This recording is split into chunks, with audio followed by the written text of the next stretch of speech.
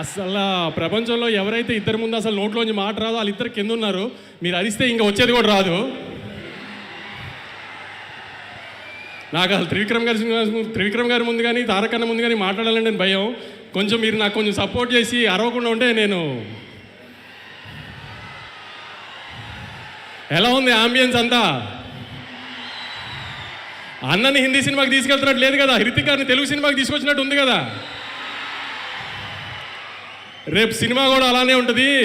ఎవరైనా హిందీ డబ్బింగ్ సినిమానా ఇది అది అంటే ఇదే చెప్పండి.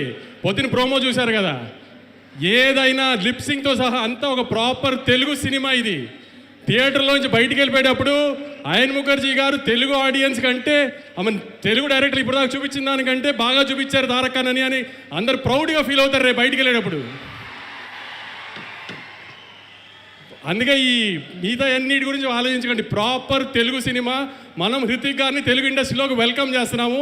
అది ఎంత గ్రాండ్గా వెల్కమ్ చేస్తున్నాం అనేది 14th మీరు చూపించాలి ఖచ్చితంగా. సెప్టెంబర్ 27వ తారీఖున లాస్ట్ ఇయర్ దేవరాకి ఎంత ప్రేమ చూపించామో దానికి 10 చూపించాలి. అన్న పవర్ ఇండియా అంతా తెలియాలంటే మీరు సెప్టెంబర్ 27 కంటే 10 చూపించాలి. గుర్తుపెట్టుకోండి. హిందీ బాక్స్ ఆఫీస్ నెట్ ఎంత వేస్తుందో దానికంటే ₹1 మనం నెట్ ఎక్కువ పెట్టాలి ఆ రోజున. గుర్తుంది కదా, హిందీ బాక్స్ ఆఫీస్ నెట్ కంటే మన నెట్ ఎక్కువ ఉండాలి. దేవరా కంటే 10 ఎక్కువ ఓపెనింగ్ తీసుకురావాలి. ఇది మీ బాధ్యత ఈసారి. అన్న కాలర్ ఇన్ని రోజులు మన కోసం ఎగరేశారు, మనం ఇప్పుడు అన్న ఇండియాలో కాలర్ ఎగరేలా చేయాలి. మీరు చెప్పినట్టు సినిమాని తీసుకొచ్చాం, గ్రాండ్గా ల్యాండ్ చేస్తున్నాం. ఇక మిగతా బాధ్యత అంతా మీదే. గుర్తుపెట్టుకోండి, మీ మీద వదిలేస్తున్నాం 14వ తారీఖు కోసం.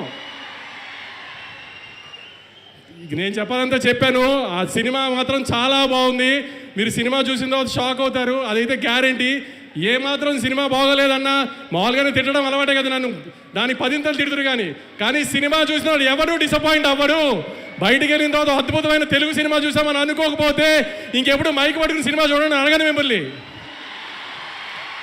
Thank you.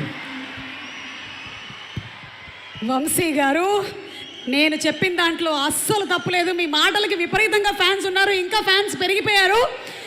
నాకు తెలిసి ఇదంతా త్రివిక్రమ్ గారి సహవాసం వల్ల జరిగినట్టుంది. వంశీ గారు మాట రచయితగా కూడా త్వరలోనే పరిచయం కాబోతున్నారని నాకు అనిపిస్తుంది. Thank you so much. And